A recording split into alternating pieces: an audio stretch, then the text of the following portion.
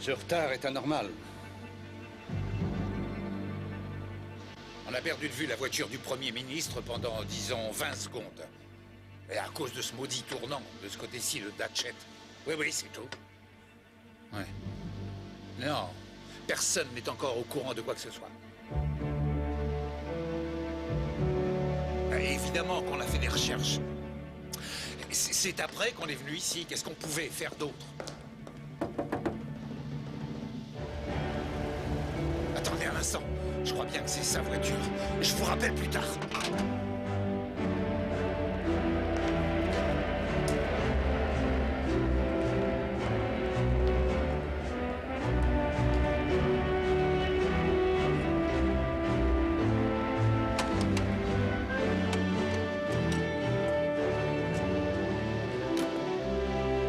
Appelez le garde. Prévenez-les qu'il va bien et faites-moi votre rapport. Que s'est-il passé, monsieur? Ça fait près d'1 heure qu'on vous attend. Le commandant Daniels va tout vous expliquer en détail. Je suis assez fatigué. J'ai besoin de me reposer. Bonne nuit, monsieur.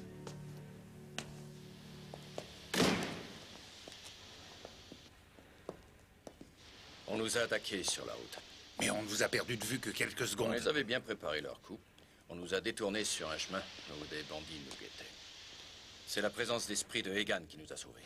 Qu'est-il arrivé? Ceux d'entre eux qui étaient armés ont voulu nous barrer la route. Mais Egan a aussitôt appuyé sur l'accélérateur et s'est mis à foncer sur eux et ils se sont empressés de s'écarter. Bravo, Egan. Merci, monsieur. Hélas, au moment où nous passions à leur hauteur, l'un d'eux a fait feu sur nous. Une balle a égratigné la joue du Premier ministre. Quelle horreur. Soyez rassurés, je l'ai fait soigner dans un hôpital. Bravo, commandant Daniels. Bravo.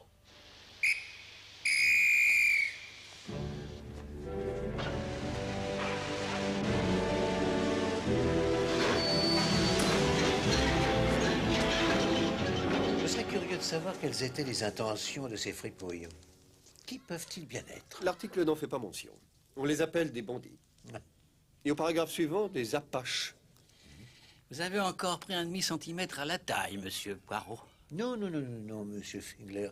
Mes mensurations sont les mêmes que l'année dernière. Votre maître est probablement défectueux. Mes instruments de mesure défectueux. Il finira par me rendre fou tôt ou tard. Chaque année, il répète que c'est mon maître qui rétrécit et pas lui qui grossit. Continuez, Hastings. Non, c'est tout ce qu'ils disent. Si vous voulez essayer Savile Road, allez donc à Savile Road. C'est moi qui leur ai tout appris. J'ai fini. Premier essayage, mercredi. On verra alors si ce sont mes mesures ou vos mensurations qui sont défectueuses. Puis-je vous dire quelque chose, monsieur Fingler? Je vous en prie, monsieur Poirot, n'hésitez pas. Qu'avez-vous à me dire? Vous devriez apprendre à moins bougonner. Bougonner, moi? Non. Hé! Fichez le camp! Attention! Oh, mais que me permettais-je? Oh, c'est inconcevable, mon cher.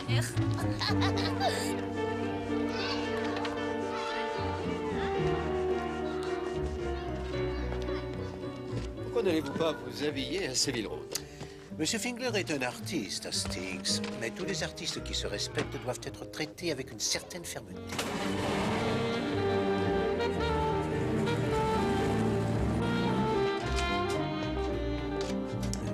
Non, Hastings, personnellement, je me refuse à croire qu'il s'agit d'une tentative d'assassinat. Une bande de criminels et une seule balle qui ne fait que l'effleurer. Oh non. Tout ceci n'est que pur enfantillage. Quelqu'un vous a appelé, monsieur Poirot. Ah, merci, mademoiselle Lemon.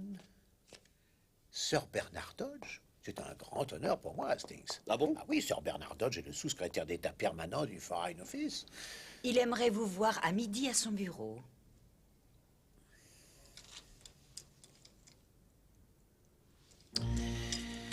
Merci, mademoiselle Lemon.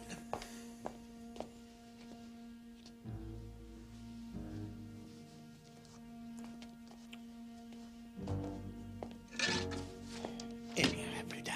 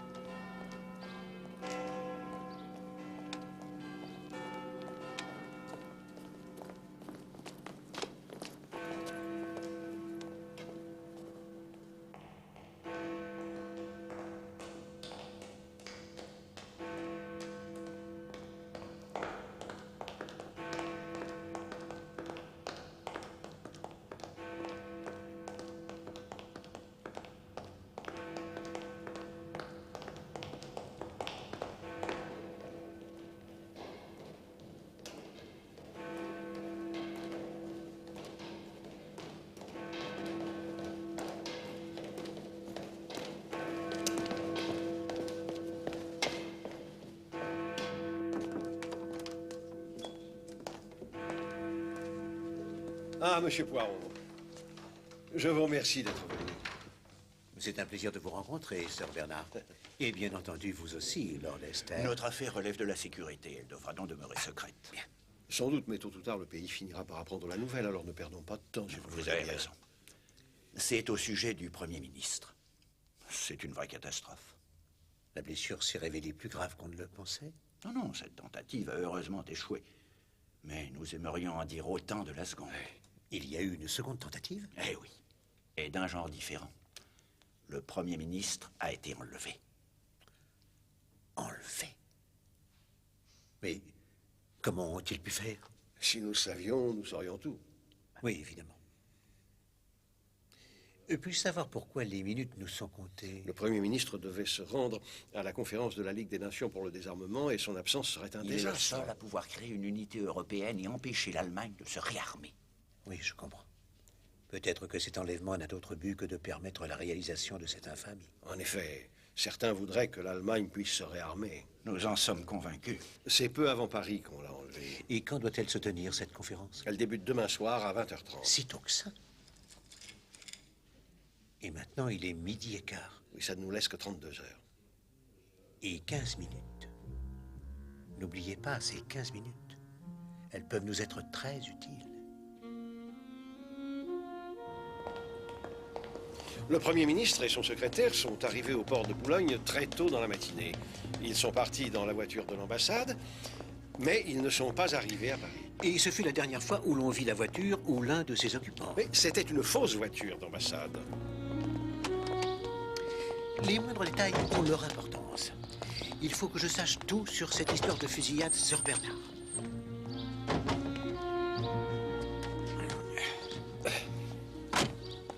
La nuit dernière, le Premier ministre, accompagné de l'un de ses secrétaires, le commandant Daniels, s'est rendu à Windsor pour une audience avec le roi.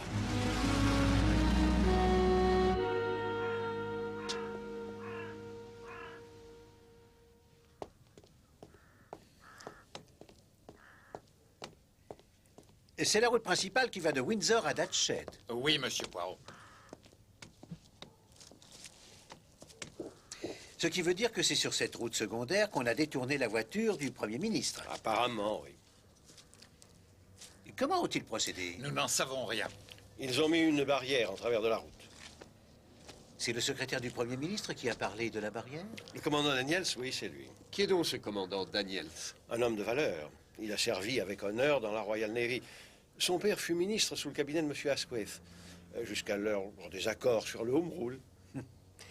Et les hommes qui suivaient de loin la voiture du Premier ministre ont-ils trouvé aussi la barrière?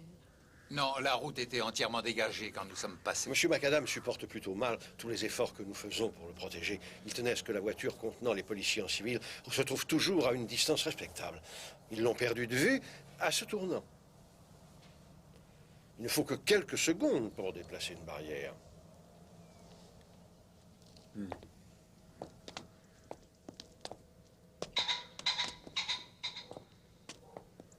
Les bandits sont partout sur la route, le chauffeur les aperçoit, il voit qu'ils sont armés, alors il appuie sur l'accélérateur et fonce sur eux.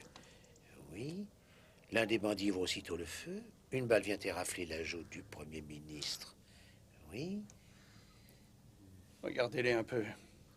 L'un est le numéro 2 des affaires étrangères et l'autre est responsable de la sécurité du Premier ministre. Pourquoi diable l'Angleterre devrait-elle trembler? Un destroyer nous attend à Douvres pour nous emmener en France. Et combien de temps pourra-t-il nous attendre, Sir Bernard? Oh, aussi longtemps que nous voulons, mais... Bien. En tout cas, il a l'air de vouloir prendre tout son temps, monsieur. Oui, oui, j'en suis conscient.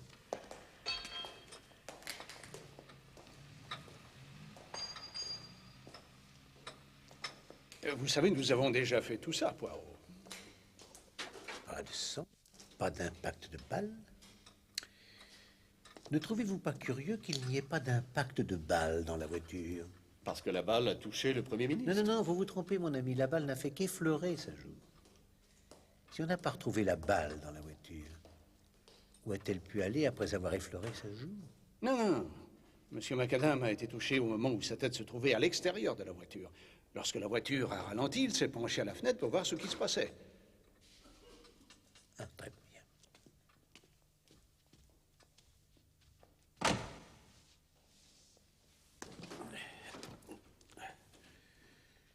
La voiture vient d'être déviée. Les agresseurs barrent toute la route. Le Premier ministre se rend compte qu'il se passe quelque chose. Il ouvre la fenêtre.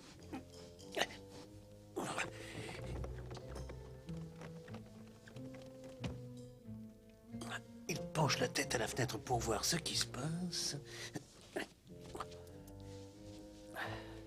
Une balle siffle à ses oreilles.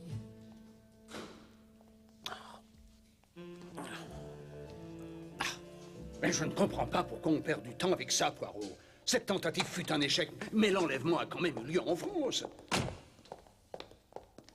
Écoutez-moi bien, Poirot. Le chauffeur s'appelle bien Egan. Oui, monsieur. J'aimerais lui parler. Je lui ai déjà parlé hier soir à Charing Cross. C'est le seul témoin que nous ayons, inspecteur. Il est en congé jusqu'à jeudi. Et où habite-t-il, s'il vous plaît?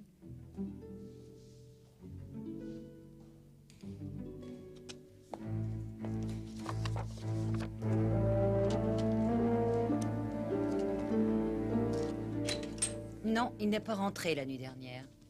Je suis restée debout à l'attendre jusqu'à 1 heure du matin. Est-ce un homme régulier dans ses habitudes? Il est réglé comme une horloge.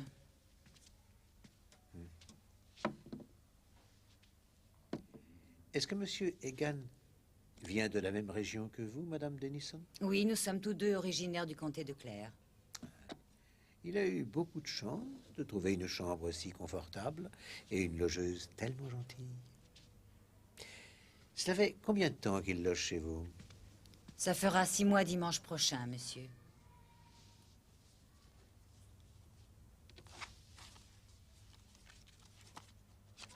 Monsieur Egan semble avoir choisi un endroit très astucieux pour son carnet d'adresse.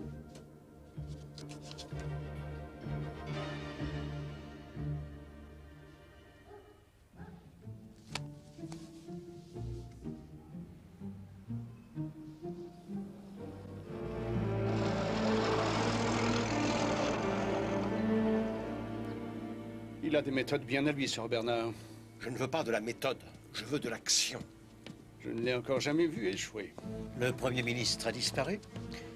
Le commandant Daniels a disparu. Monsieur Egan a disparu aussi. À tout moment, je m'attends à voir disparaître tous les membres du cabinet.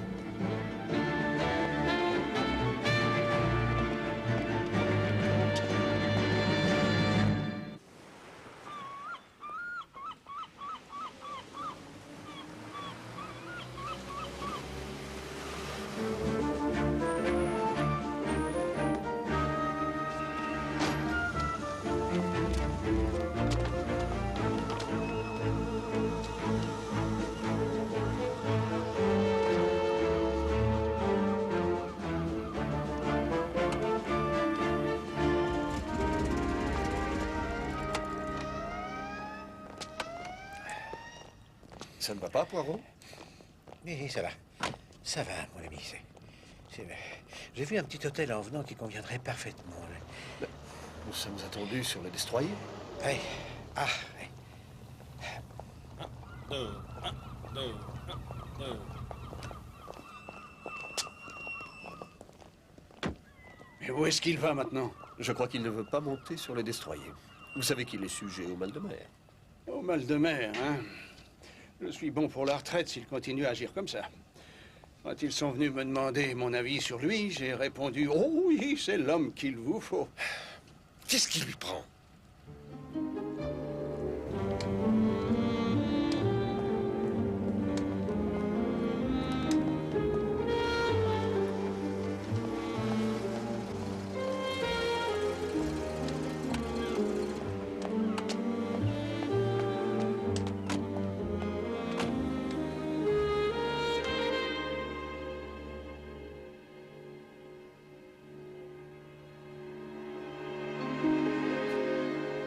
Qu'est-ce qu'il fait maintenant?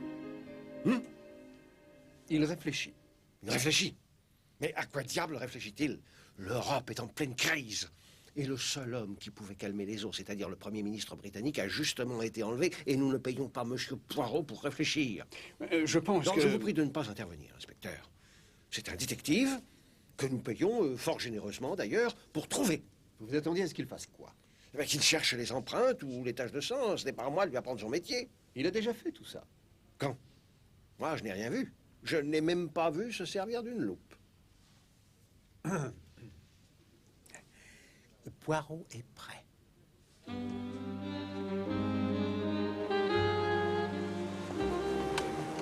Avez-vous la liste que je vous ai demandée, mon cher inspecteur? Excellent. En route pour les quais. En route pour Datchet.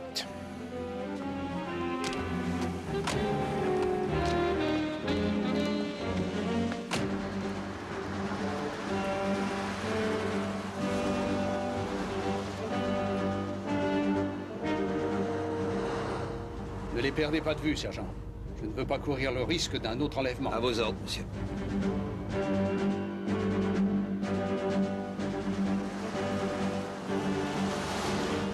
Ce n'est pas lui qui a eu cette épouvantable affaire de divorce. Mais de qui parlez-vous, Hastings? Du commandant Daniels. Les accusations de sa femme étaient tendancieuses et dénuées de tout fondement. Ah oui, je m'en souviens. Tous les journaux en ont parlé. Oh, ce fut un scandale épouvantable.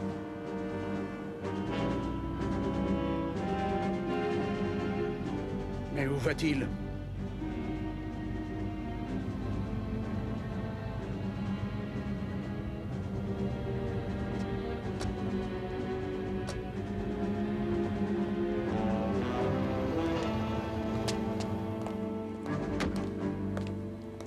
Je devine ce qu'il fait, mais je ne comprends pas pourquoi il le fait.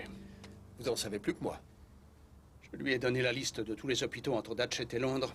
Il essaie de trouver celui dans lequel le Premier ministre s'est fait soigner sa blessure. Ce n'est pas le bon.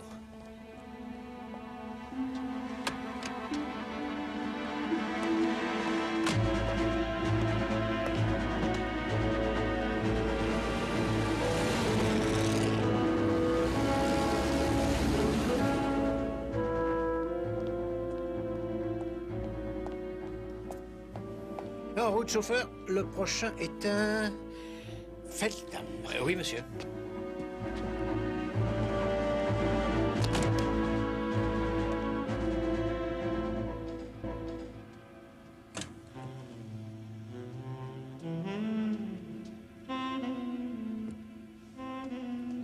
Bonsoir. Pourriez-vous me dire si par bonheur le Premier ministre britannique, M. Macadam, s'est arrêté dans cet hôpital pour se faire soigner, je vous prie? Non, monsieur, non. Ah, merci.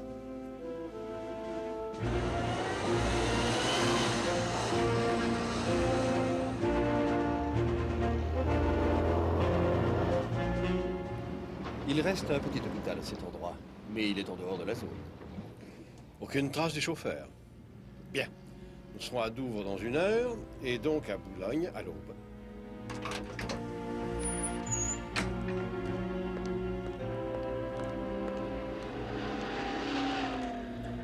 On a retrouvé la voiture en France.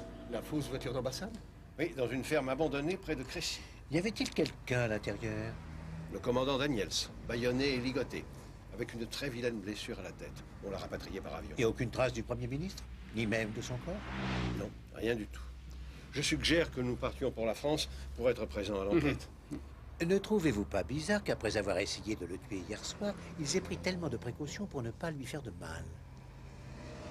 J'espère que le commandant voudra bien nous recevoir.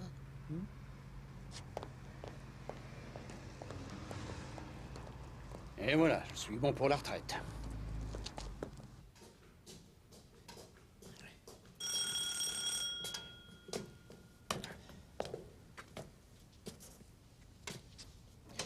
Nous voudrions voir le commandant Daniels.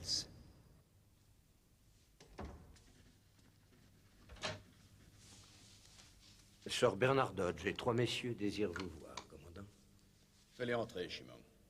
Ensuite, occupe-toi de défaire mes valises. Oui, monsieur. Je vous en prie, messieurs. Je suis heureux de vous voir. Quelle tragédie. Je crains de ne pas avoir été à la hauteur, Sir Bernard. Vous n'y êtes pour rien. Que pouviez-vous faire? Vous connaissez l'inspecteur principal Japp? Nous nous sommes vus hier soir. Et voici M. Hercule Poirot et son collègue, le capitaine Hastings. Messieurs. Nous sommes désolés de vous déranger, commandant, mais il s'agit d'une affaire de la plus haute importance. Bien sûr, je vous en prie, asseyez-vous.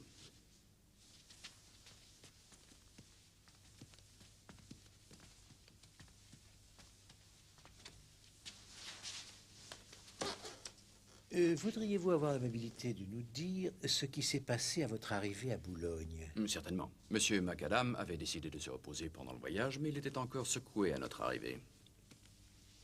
Il y avait une voiture officielle qui nous attendait. Parlez-moi du chauffeur. J'avoue ne pas avoir prêté beaucoup d'attention à lui. Oui, bien sûr. Nous sommes partis pour Paris. Nous avons passé Nampont-Saint-Martin vers 6 heures, juste au moment où le soleil se levait.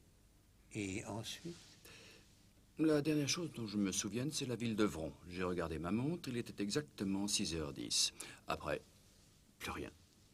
Enfin, plus rien jusqu'à ce que je sorte de mon évanouissement 4 heures plus tard. Je me trouvais dans la voiture, attaché, bâillonné solidement. Mais le Premier ministre avait disparu. Ainsi que le chauffeur? Ainsi que le chauffeur. J'ai réussi à ouvrir la porte avec mes pieds, mais ce fut tout jusqu'à ce qu'une fillette me libère. J'ai probablement dû lui faire peur. J'avais du sang sur le visage. Alors, elle est allée prévenir les gendarmes. Vous n'avez donc aucun souvenir de ce qui s'est passé? Non, aucun, hélas. Oui. Cela arrive fréquemment à ceux qui, comme vous, ont été victimes d'un traumatisme. Mais vous retrouverez bientôt votre mémoire. Puis-je me servir de votre téléphone? Oui, je vous en prie, allez-y. Merci.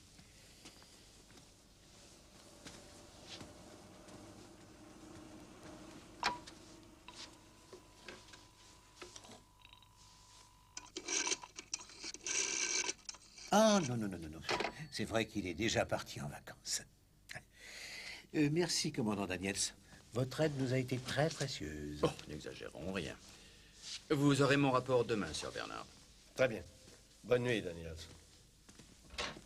Oh, mon Dieu, j'avais encore une question à vous poser. Vous rappelez-vous à quel hôpital vous êtes allé? Quel hôpital? Celui où le Premier ministre s'est fait soigner. Oh, celui-là, je n'en ai pas la moindre idée. Je m'occupais de Monsieur Macadam. J'ai dit au chauffeur de nous conduire à l'hôpital, mais je n'ai pas fait attention au chemin qu'il prenait. Oui, je comprends. Bonne nuit. Bonne nuit, monsieur. Bonne nuit.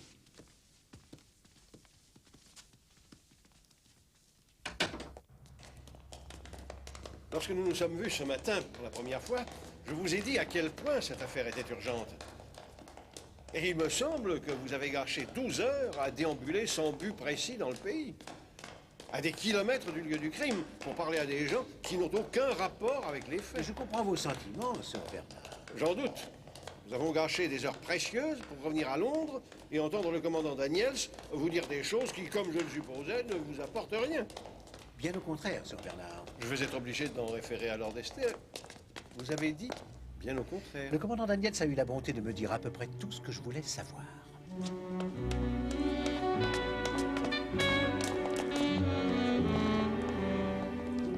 Inspecteur Japp, voudriez-vous être assez gentil pour me rendre un petit service?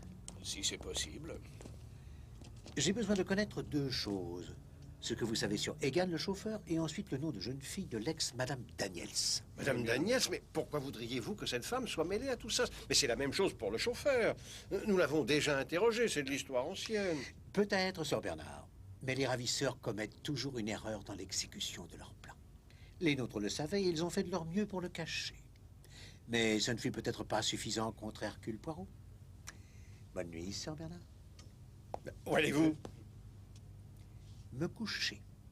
Vous ne comprenez donc pas qu'il s'agit d'une affaire capitale. Et je ne me reposerai pas tant que le Premier ministre n'aura pas été retrouvé. C'est tout à votre honneur d'être aussi vertueux, Sir Bernard, mais ça n'aidera pas le Premier ministre.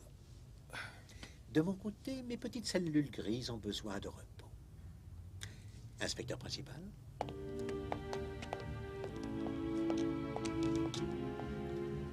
Si M. Macadam est encore en vie, il sera à temps à Paris pour assister à la conférence, car il n'a pas quitté l'Angleterre.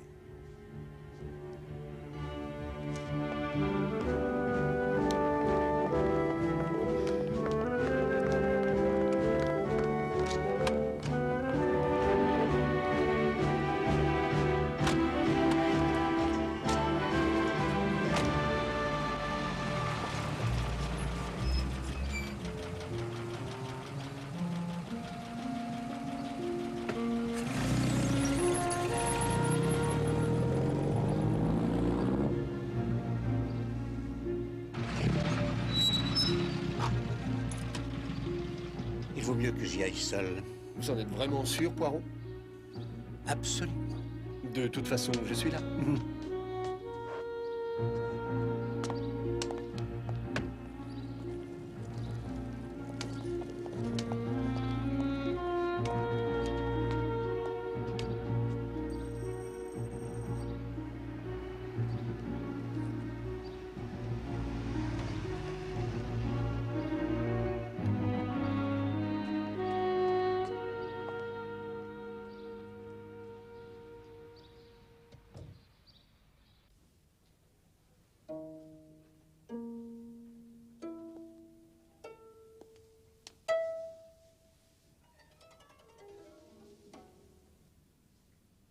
Que désirez-vous, monsieur? Bonjour, Madame Daniels. Je m'appelle Hercule Poirot. Le plus célèbre des détectives. Madame est trop aimable. Qu'attendez-vous de moi? Madame, sachez que j'ai parlé à votre ex-mari hier soir. Quelle nouvelle! Si c'est lui qui vous envoie, nous n'avons plus rien à nous dire. Non, non, non, non, non, non, Madame. Le commandant Daniels n'est pas au courant de ma visite.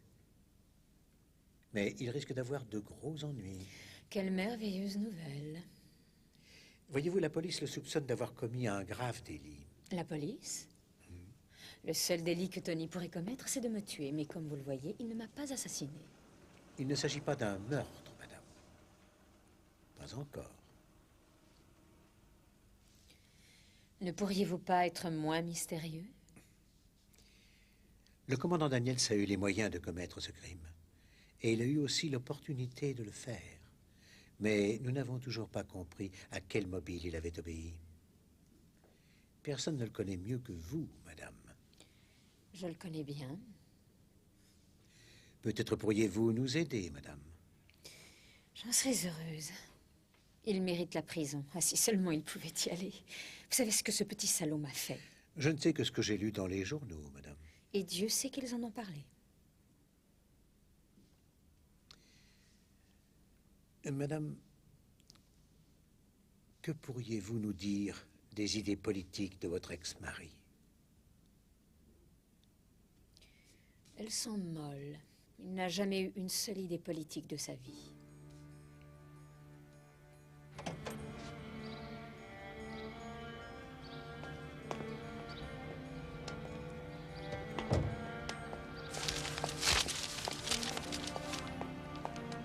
Alors, Poirot, comment est-elle? Formidable. Je ne voudrais pas être son ennemi, Hastings. Il vous faudra être très prudent. Qu'est-ce qui se passe? Je veux que vous attendiez ici et que vous la suiviez aussitôt qu'elle sortira. Et surtout, ne la perdez pas de vue une seule seconde. Téléphonez-moi dès que possible. À Scotland Yard, s'il vous plaît.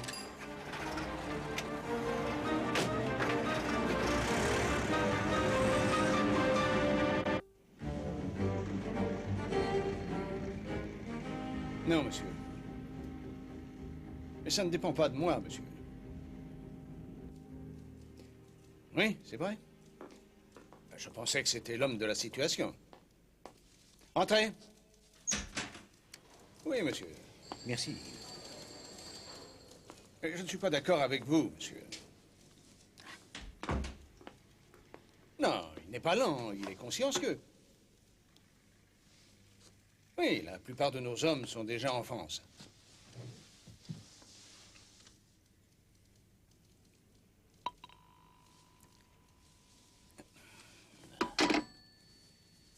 Devinez de qui il parlait? Ma modestie ne me le permet pas, inspecteur.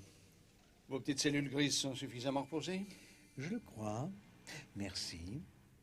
Vous avez les renseignements que je vous ai demandés? Ah, oui. Je ne vois pas à quoi ça sert. John Patrick Egan, né à Miltown dans le comté de Clare en 1901, a été chauffeur de camion jusqu'à son arrivée en Angleterre il y a quelques années. A été embauché 6 mois plus tard par le ministère du Travail qui n'a eu qu'à se féliciter de lui. Et Madame Daniels? Nom de jeune fille, Donoghue. Ce n'est pas un nom irlandais, ça? Ah, si, effectivement, c'est la 3e fille du comte de Connemara. Je ne comprends pas ce que vous cherchez, Poirot.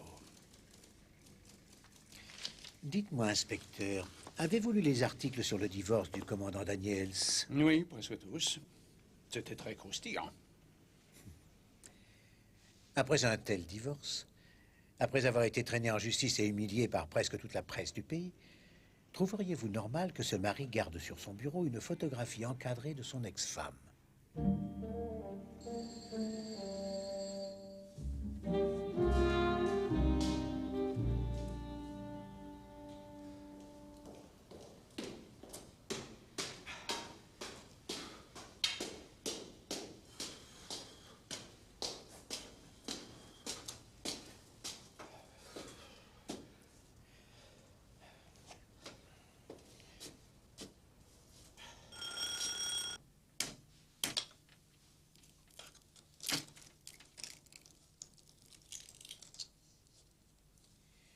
Vous connaissez bien John Egan? John Egan. Il vous a conduit avec le Premier ministre à Windsor. Ah, Egan! Je ne le connaissais pas. C'était un chauffeur. Ils sont 3 ou 4 à nous servir de chauffeur. Mais voyez-vous, commandant, on ne l'a pas revu depuis qu'il a ramené la voiture au garage l'autre nuit. Ah oui? Il n'est pas revenu non plus à son logement. Je suis navré. Tant pis, aucune importance. C'est moi qui suis navré d'avoir troublé votre petit déjeuner.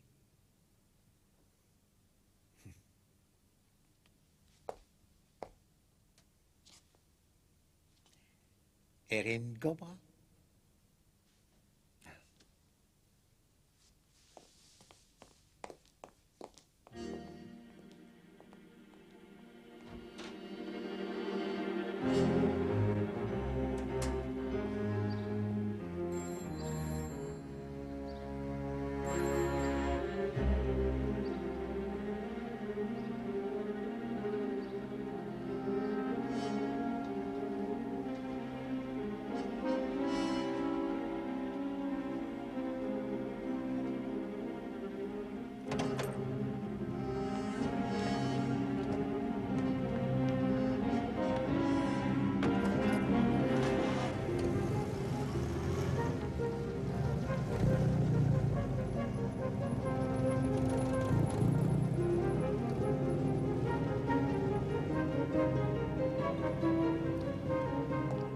Tout ce que nous pouvons faire, c'est attendre, inspecteur.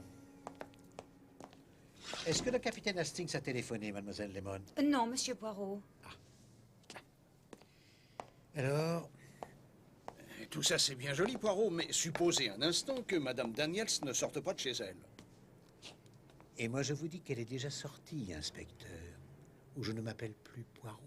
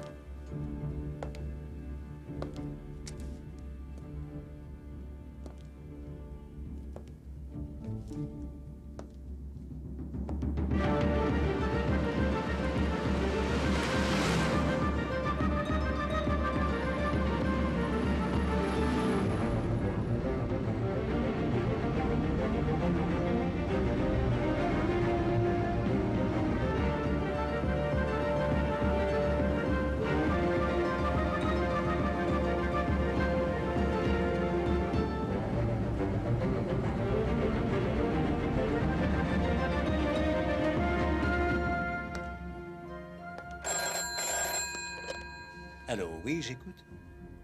Ah. Oui. Jap. Oui, Cartwell, que s'est-il passé? Ils ont fait quoi? Merci, mademoiselle Lemon. Mais pourquoi? Oh. À quelle heure? Et rien depuis? D'accord. Ils ont, paraît-il, arrêté un vagabond dans un village au nom imprononçable. Un vagabond? Soupçonné d'avoir enlevé le Premier ministre? Un vagabond, c'est toujours mieux que rien. Ils vont sûrement le relâcher.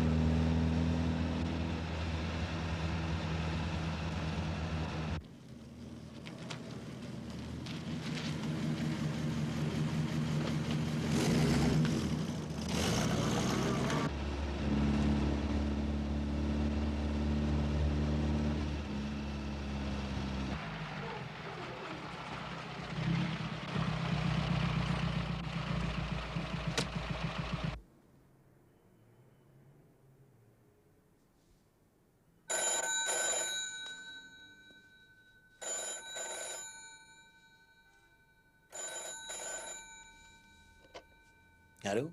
Poirot. Ah, enfin, Hastings. Oui, où êtes-vous? Je suis désolé, je l'ai perdu. C'est vrai? Hastings l'a perdu.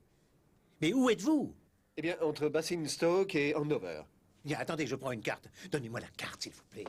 Celle où se trouvent Basingstoke et Andover. Elle a quitté la route principale et traversé un village du nom de Spratling. C'est un peu plus loin que je l'ai perdu de vue. Peut-être existe-t-il un rapport entre les Daniels et cette région? Retournez au village et demandez si le commandant a une maison dans le coin. Sinon, essayez avec le nom de Donoghue. Donoghue? Oui, c'est le nom de jeune fille de Madame Daniels, Lady Imogen Donoghue. J'y vais. Oui, rappelez-moi aussitôt que possible. Oui, c'est ça. J'appelle le Yard pour qu'il contacte la police de Basingstoke. C'était une des filles du comte de Connemara. Et vous, les Anglais, vous savez toujours tout sur la noblesse. Non, j'ai lu ça dans la presse il y a un an. Enfin non, il y a 2 ans. De quoi s'agissait-il? D'un énorme incendie. Je me souviens encore des gros titres. La grande demeure du comte en cendres. Il y avait même une photo de lui. Un bel homme, monsieur Poirot. Oui, je n'en doute pas, mademoiselle Lemon. Mais où se trouve le château? Dans le Berkshire. Juste après Spratling. Ah, bravo, Jack. C'était dans le... Faites un effort. Il me semble que ça finissait par Hall, dans le village de... On peut trouver ça. Cantwell, trouvez-moi le nom d'une maison appartenant au comte de Connemara, qui a brûlé il y a 2 ans de ça. Je me souviens que le château avait le même nom que le village. C'était un nom comme... Batley. Batley? Oui, comme Batley. Catley? Datley? Fatley? Ratley? Habley? Somerscott Hall. Oui.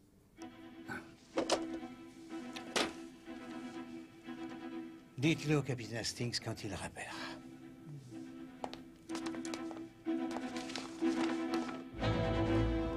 J'espère qu'il ne s'agit pas d'une fausse piste. Non, non, non, non, non, mon ami. La seule fausse piste qu'on voulait nous envoyer se trouve en France. Ils ont dû préparer ça depuis longtemps.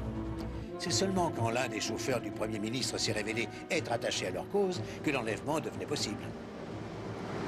C'est quoi au juste leur cause? Le réarmement de l'Allemagne? Indirectement, oui.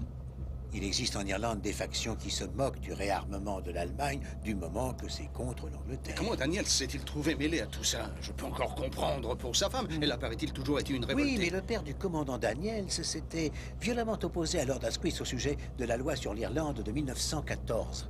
Et ce fut la fin de sa carrière politique.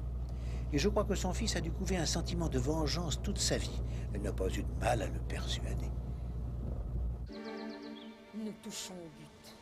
Encore 4 heures, et à Paris, le vote aura eu lieu, et le Premier ministre ne pourra plus rien y faire. D'ailleurs, en quoi le réarmement de l'Allemagne peut-il gêner la Grande-Bretagne?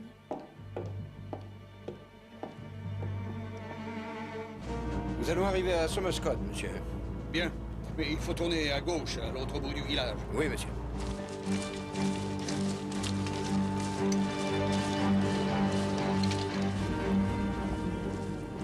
Avec tout soldats, on se croirait en guerre.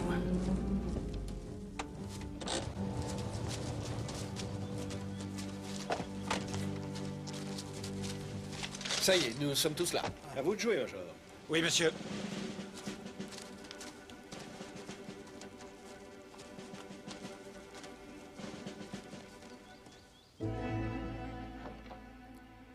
J'ai cru entendre quelque chose.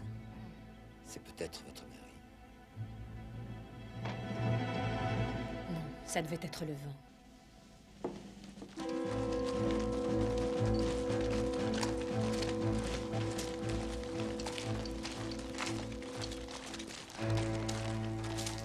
Ici, nous avons une vue d'ensemble.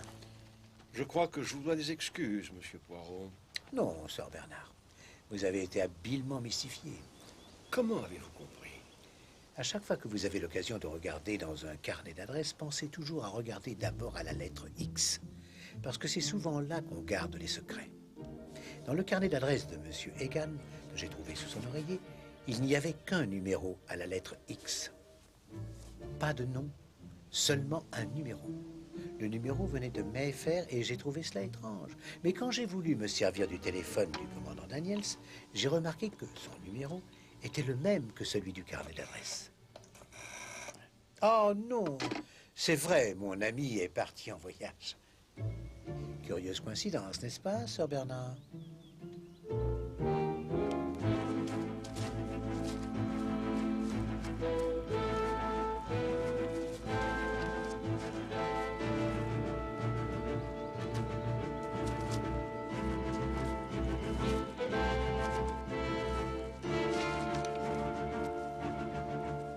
Veuillez m'excuser, monsieur. Les hommes sont en place. En douceur, Major. Je ne veux pas qu'il y ait des blessés.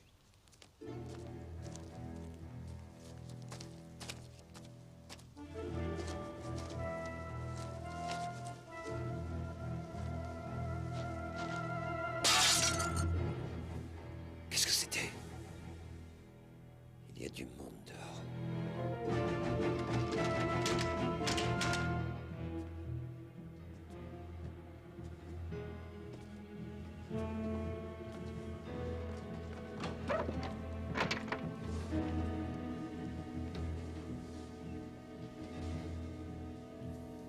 Poirot! Il essayait de passer le cordon de soldats. Qu'est-ce qui vous a pris, Daniels? Êtes-vous devenu fou? Laissez-moi voir ma femme.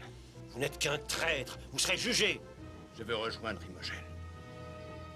Des policiers partout. Ils ont aussi fait venir leurs petits soldats.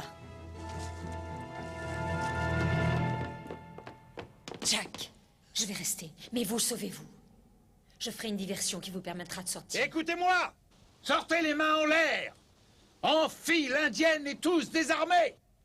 Qu'allez-vous faire? Vous êtes totalement encerclés! Je n'en sais rien. Rendez-vous! Je peux encore peut-être servir la cause de l'Irlande. Vous n'avez pas l'ombre d'une chance! Votre arme. Il vaut mieux ne pas vous faire prendre avec une arme.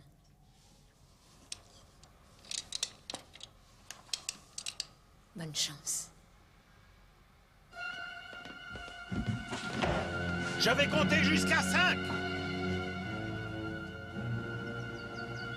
1, 2, 3, 4, 5! Sur la tour! C'est Madame Daniels. Hé, à vous! Hé, ici! Venez! Erin Gobra! Non!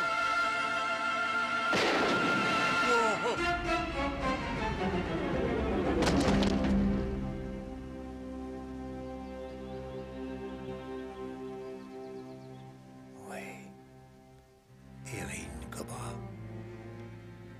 L'Irlande pour toujours. Monsieur, c'est le Premier ministre. Allez vous occuper de lui.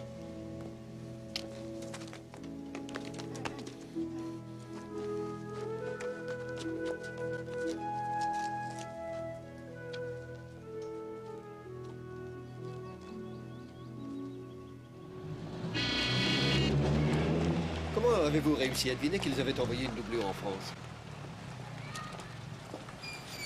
Quand je me suis rendu compte que la soi-disant tentative d'assassinat avait en effet permis que votre Premier ministre s'embarque pour la France, le visage bandé, c'est à ce moment-là que j'ai commencé vraiment à comprendre. Mais celui qui a pris la place du Premier ministre, tout le monde l'a aperçu. Non, non, Hastings. Aucune des personnes qui le connaissaient bien n'était présente. Et comme son visage était bandé, je vais devoir affronter un cas plus difficile maintenant. Un essayage chez Monsieur Fingler.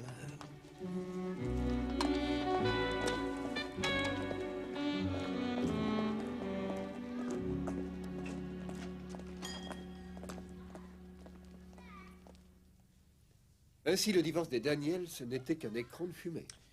Une pièce de théâtre de leur cru, pour éviter que quiconque s'imagine qu'il pouvait y avoir une complicité entre eux.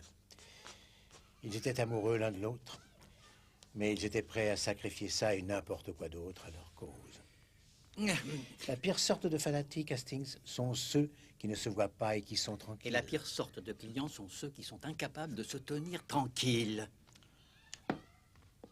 Monsieur Fingler, cette veste est trop étroite. Ah oui, elle est trop étroite. Oui, et il me sera impossible de la fermer. Et vous savez pourquoi elle est trop étroite? Parce que vos mesures sont trop petites. Non, non, non, non. Parce que vous avez grossi, monsieur Poirot. Cette veste a été faite en tenant compte de vos mesures de l'année dernière. Alors cette séance d'essayage, on va pouvoir la voir ou pas?